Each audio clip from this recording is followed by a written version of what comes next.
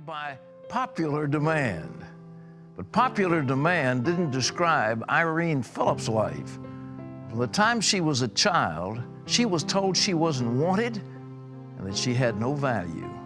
3 marriages, 2 abortions, and a drug and alcohol addiction had her begging God to die.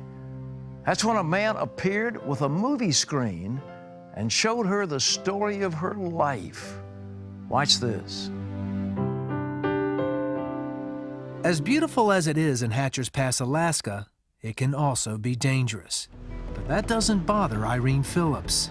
We have avalanches and snow slides and over 100-mile-an-hour winds, and we've had an earthquake here. Just doesn't stuff like that scare you anyway? Are you afraid of, when things like that happen? I used to be. Irene used to be afraid of a lot of things. Growing up, she feared her father. I was abused by an alcoholic father, and I was told I was a mistake. I never should have been born, that I was stupid and no good. Irene also feared God. He was this man, I don't know, or entity in the sky, that if I got out of line, he was going to reach down and hit me if I didn't,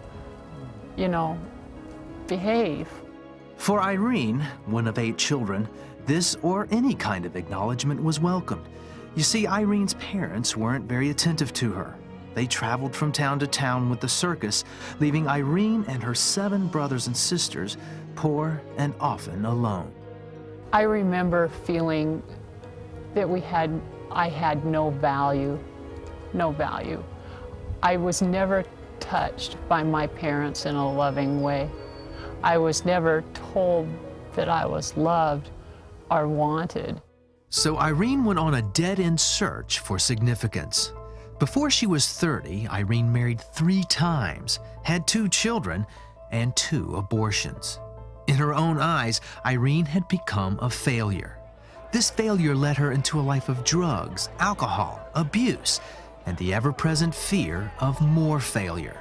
I had failed so many times, and I feared failing again and again and again and not finding what I was searching for. On the outside, Irene looked fine. She had an expensive car, a successful career, and a charismatic personality. On the inside, Irene wanted to die. I didn't see a bottom in sight, so I felt suicide was the way out. So did you actually attempt suicide? Yes. I went for the gun, and when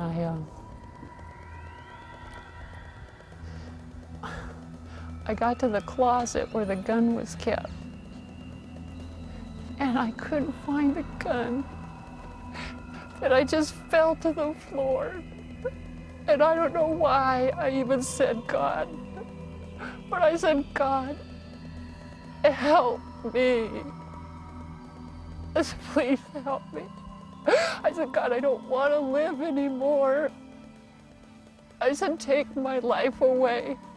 God, help me. I've hurt people, God, and people have hurt me. And I just don't want to live anymore. I failed as a wife. I failed as a mother. And I said, please take my life away. And when nothing happened, I said, you're not there. You're not real. Or you just don't care about me. After her attempted suicide, Irene knew she needed help, so she checked herself into a hospital.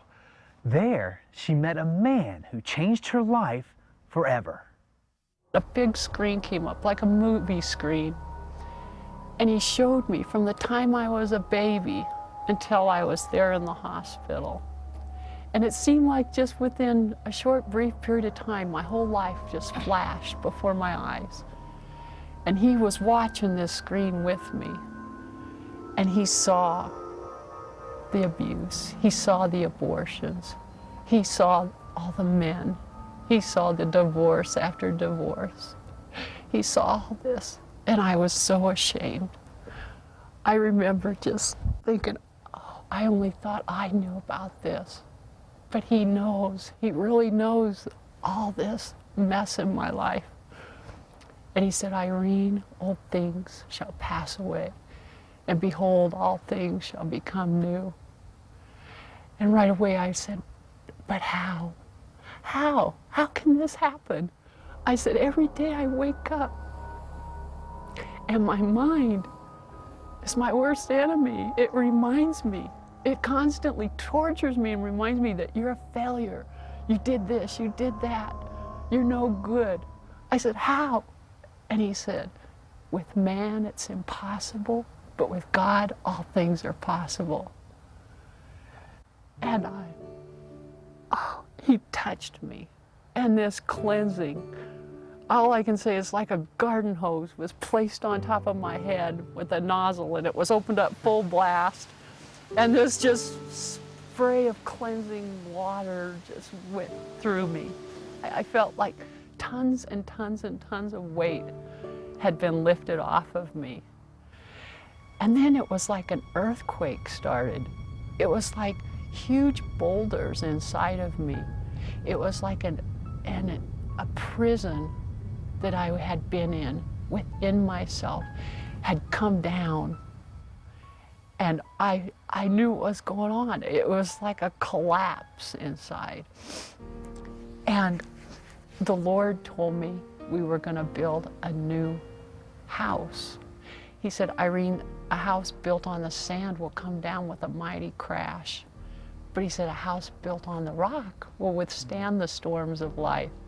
And I said, houses? What's he talking about houses for? I had no idea what he was talking about. I'd never read a Bible. And he said, Irene, I want you to tell people about what you've been through, and I want you to tell them about me. And I said, but who are you? Because I didn't know who he was. And he said, I am Jesus. And I said, oh my God, he's alive, and he wants me. That day, Irene experienced something she had never felt before. It was heaven's love. I never touched drugs and alcohol after that because I said, I've got the real thing, you know, I've received the real thing. Finally, I now know that someone loves me. How do you feel about yourself now? I love me. I couldn't say that ever before, but Jesus has placed such value on me that I can't even comprehend not loving me, because he created me and he's put his Holy Spirit in me, and without him I'm nothing.